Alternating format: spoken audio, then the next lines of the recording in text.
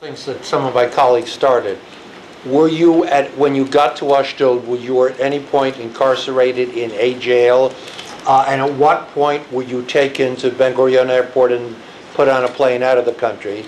Yes. And to follow up on something that another colleague mentioned, what is your intention with this hour's worth of footage? Where do you intend to have it broadcast, or to ask that it be broadcast?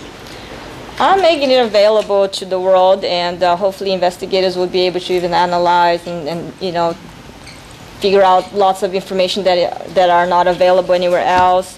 What was your first? Oh, about the Ashdod port. Yeah, when they kidnapped us and took us to Ashdod port, they had this huge infrastructure to process us. It's like so many people hired to take our fingerprint, and then we go to another desk and they make all these questions, and then the other desk for the photocopy of the passport, and then the other desk for looking at us. It was like an incredible infrastructure they had to process all these hundreds of people. And then each of us, smaller groups were thrown in this, not a bus, it's like this high security vehicle. And we were transported to this jail facility, an hour and a half from the port. It was in the southern part of Israel. And when we arrived there, it was like a new facility. And I read at the Jerusalem Post that they had prepared this facility for us a few weeks before our ships came. So they already had a plan. So in fact, I myself was prepared to go to jail. I was just not prepared for all the killing, because they've done that in the past, where they would take people and put them in jail and then deport them just to show them that they are not going to accept this kind of breaking the siege. So they had this facility, and we were incommunicado for a couple of days, and we didn't manage to see our embassies or a lawyer, because they kept interrogating us. I says, no, we need to see our embassy, and they didn't allow. So I think the embassies put a lot of pressure that, at some point we were allowed to talk to them. And then I remember 6 a.m., maybe it was the third day. It was, everything's so blurry, I can't even remember. Were we there a month or 3 days? We were in this jail, and 6 a.m. this lady says, wake up, you're going home.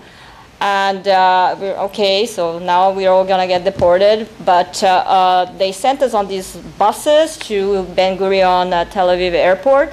And then we found out that we were all going to Istanbul. At that point, we didn't even understand what was going on. And then we learned that the Turkish Prime Minister had sent Turkish airline planes to evacuate us all.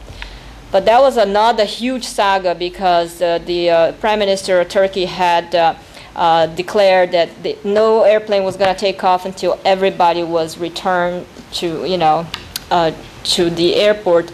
And especially the president of the IHH, the main humanitarian organization. And we sat there for many, many hours. And the Prime Minister of Turkey says, if this gentleman, President IARA, the IHH, is not returned, this is a declaration of war. I was just like, oh my God, this is just getting more and more surreal, by the minute. And imagine the tension, we were in the Tel Aviv airstrip, waiting for 10, 12 hours, I don't know how long. They kept giving us these little snacks, and every 5 hours, little snacks, the peanuts, more peanuts, and waiting.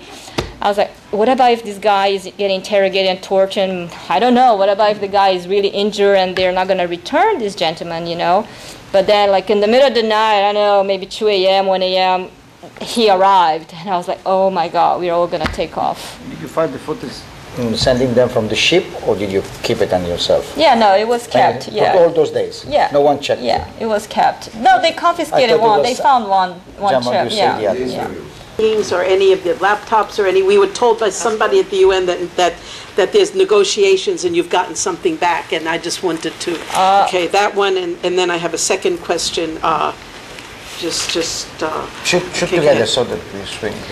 No, the first thing they did was to confiscate our electronics, because I think the idea was we are not gonna let any information come out. And I remember when we were brought down to the ship, to the lower level, they had already, taken all the contents of all our bags and mixed together. It was this big pile of things. And then there was another pile full of laptops, and then they had these boxes where they would just throw all our cell phones in. And they kept saying, oh, you're going to get everything back at the end. You're going to get everything back at the end. You know, but that's their methodology. You know, they just want to get rid of you complaining. So they always say, they even confiscated my little notebook because, you know, when they took out all my BlackBerry and electronics, I started getting everybody's email address again by hand. And they saw that, like, no, you're not taking this either. A lot of people lost like over $100,000 equipment because we had like high definition equipment, lenses, you know, just our microphone was $4,000. So, you know, and they don't care. They even had the audacity of using the material that they stole and editing things that were good for their propaganda.